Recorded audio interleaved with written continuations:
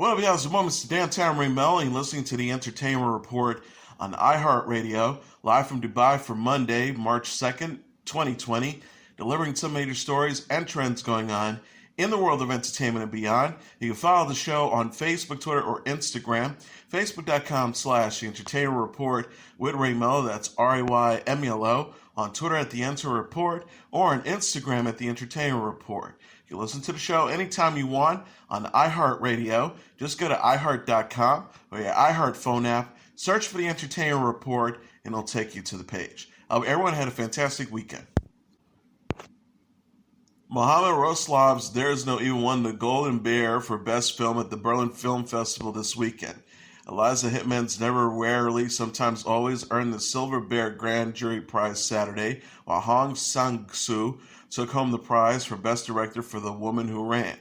Paula Beer won the Silver Bear for Best Actress for Udine, and the Silver Bear for Best Actor went to Elio Germano for Hidden Away. The Sensio brothers won the Silver Bear for Best Screenplay for Bad Tales, and I Rated by Rithi Pan won the Berlin Documentary Award. Comedian John Mulaney guest hosted Saturday Night Live this weekend, appeared in sketches that satirized the film classic The Sound of Music, New York's LaGuardia Airport, and online meme culture. A parody of 16 Going on 17 from Sound of Music shows Mulaney's wolf revealing to his 16-year-old girlfriend, Lazo, that he is actually 46, not 17, and also a Nazi soldier. Rolf told Lizzie, played by Cicely Strong, I know you're freaked out, but this is Austria, 1930, bad. In a few months, this will be the last of your worries. The discussion is soon interrupted by the arrival of Liza's father, Captain Von Trapp, played by Beck Bennett, and young stepmother Maria, played by Kate McKinnon. Von Trapp asks his new bride, how old are you, by the way? Maria sang, I'm old enough, but it's still kind of dicey, and replied to the tune, The Lonely Goatherd. Mulaney also starred in a sketch called Airport Sushi, which criticized New York's LaGuardia Airport using a mashup of Broadway show tunes from Phantom of the Opera, West Side Story, Wicked, Annie, and Little Shop of Horrors. In Uncle Me, Mulaney played an irate uncle confronting his college student nephew, Tyler, played by Pete Davidson, during a family gathering. At issues is Tyler's use of the older man's photo and unflattering social media memes that have gone viral. He also popped up as former Vice President Joe Biden and a presidential candidate in the show's Cold Open, interrupting current Vice President Mike Pence's press conference on the coronavirus. Bennett played Pence. Jason Sudeikis and Woody Harrelson have also played Biden on SNL. During his monologue, Mulaney noted that he was the only SNL host on February 29th. In the last leap year on a Saturday night, in 1992, the show televised a rerun in its 17th season. Michael Imperioli and Steve Schifra have announced they are starring in a rewatch podcast called Talking Sopranos. Imperioli played Christopher Montesanti, and Sherpa played Bobby Barcellari on the iconic mob drama, which aired for 6 seasons on HBO from 1999 to 2007. Installments of the podcast will focus on specific episodes of The Sopranos and will feature interviews with cast members, writers, directors, and other experts. No launch date for the podcast has been revealed yet, but the program will be available via Spotify and iTunes, the actor says. The synopsis following the announcement on YouTube says, Michael and Steve follow the Sopranos series episode by episode, giving fans all the inside info, behind-the-scenes stories, and little-known facts that can only come from someone on the inside. Along with talking about The Sopranos, Michael and Steve will also share candid conversations about the entertainment business, their friendship, and all the folks they've met along the way. This is a must-listen for all Soprano fans. BBC America has announced it will air a special called Revolution of the Daleks during the 2020 winter holidays. Starring Jodie Whittaker, Tossin Cole, Bradley Walsh, and Mandeep Gill, the sci-fi series had its season 12 finale on the U.S. network Sunday night. All 4 leads are expected to appear in the holiday special. Showrunner Chris Chibnall said in a press release, we can't leave the Doctor there. On that cliffhanger, well, we did. But rest assured, the Doctor and her friends will be back for a one-off extended special around Christmas and New Year's.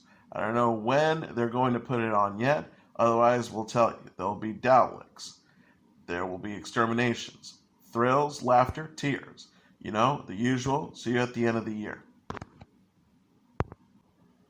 Judge Judy is coming to an end after 25 seasons. Star Judy Shannen has announced. Shannen made the announcement while appearing on the Ellen DeGeneres Show Sunday, with the interview set to be aired on Monday. The Hollywood Reporter has also confirmed that Judge Judy will be coming to a close after the Courtroom show's 25th season, which will air from 2020 to 2021. Shannen says that she will be starring in a new series titled Judy Justice, but did not disclose where it will air. She said on the Ellen DeGeneres Show, "I've had a 25-year-long marriage with CBS, and it's been successful." She continued, "Next year will be our 25th season, silver anniversary, and CBS sort of felt, I think, they wanted to optimally utilize the repeats of my programs. Because now they have 25 years of reruns, so what they decided to do was to sell a couple of years worth of reruns.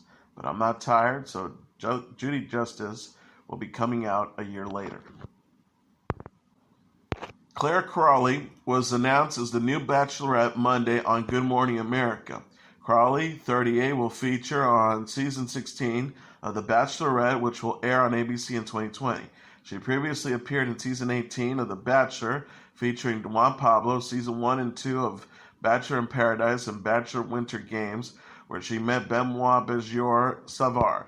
Crawley and Benoit Savard got engaged on the Bachelor Winter Games finale in February 2018, but the pair eventually broke things off. Crawley said on GMA about what she is looking for, "Honestly, for me, the most important thing is I want a man that will take off his armor.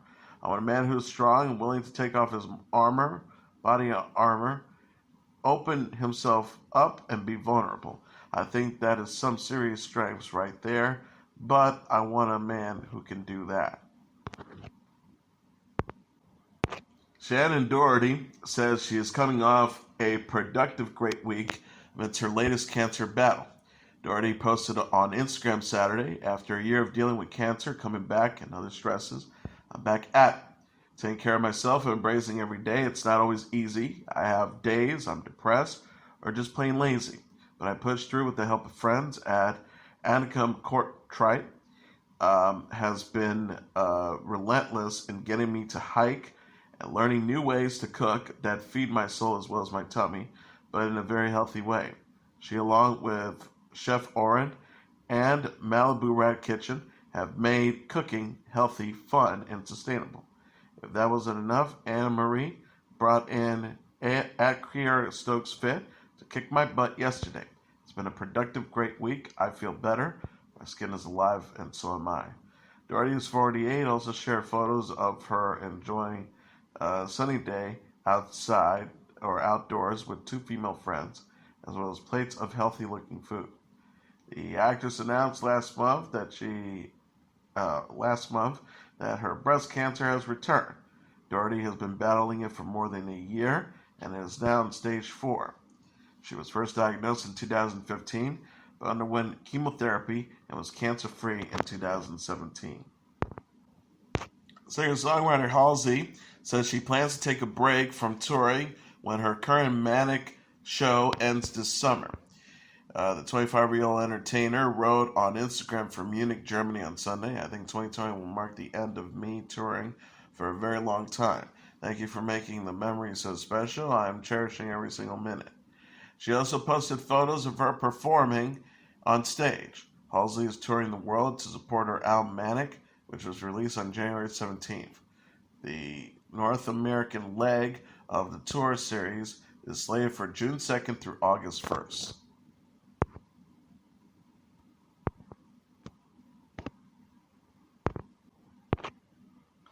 Flavor Flav is no longer a member of Public Enemy after the rapper had a disagreement with fellow member Chuck D over performing at a Bernie Sanders campaign rally. Flavor Flav recently sent a cease and desist letter to the Sanders campaign stating that the campaign is using Public Enemy's name for an endorsement he does not agree.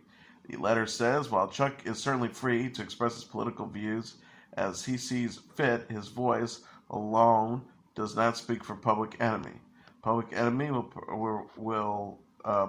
planned performance will be only Chuck D of Public Enemy. It will not be a performance by Public Enemy. Chuck D, who founded the group with Flavor Flav in 1985, still performed at the Sanders rally on Sunday with Public Enemy Radio. Public Enemy Radio is a Chuck D lead offshoot featuring DJ Lord, Jahia, and SIWs. The group said in a statement, Public Enemy and Public Enemy Radio will be moving forward without Flavor Flav. We thank him for his years of service and wish him well. Chuck D expressed a little bit of concern and expressed his reason for firing Flavor Flav. He says, if there was a bag of money, Flavor would have been there front and center. He will not do free benefit shows. Sue me in court the first time, I let him back in. His ambulance lawyer sued me again on Friday, and so he stays home and better find rehab.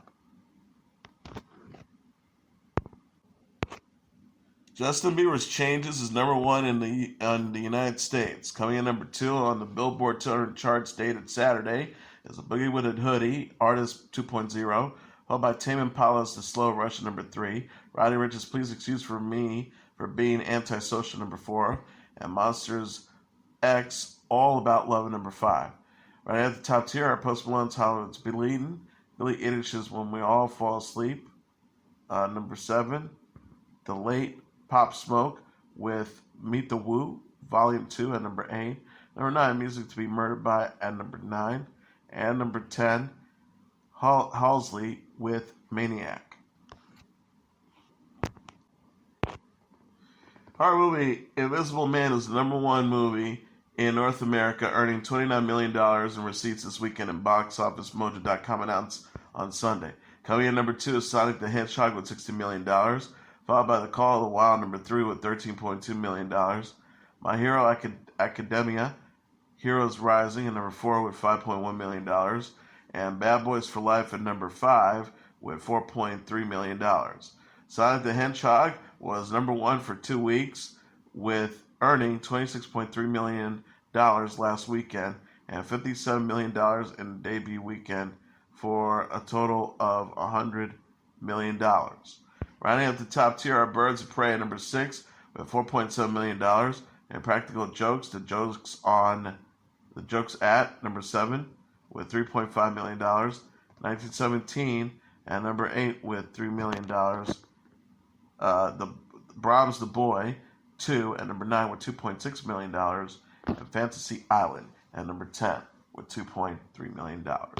And as your entertainment report for Monday, March 2nd, 2020, I'm your host, Mr. Downtown Ray Melo. I'll be back tomorrow to deliver some major stories and trends going on in the world of entertainment and beyond. You can follow the show on all social media platforms, Facebook.com/The Entertainment Report with Ray Melo, that's RAYMELO, on Twitter at The Enter Report, or on Instagram at The Entertainment Report. You can listen to this episode or any previous episodes of The Entertainment Report anytime you want on iHeartRadio. Just go to iHeart.com or your iHeart phone app. Search for The Entertainment Report, and I'll take you to your page. Good night, and God bless you all.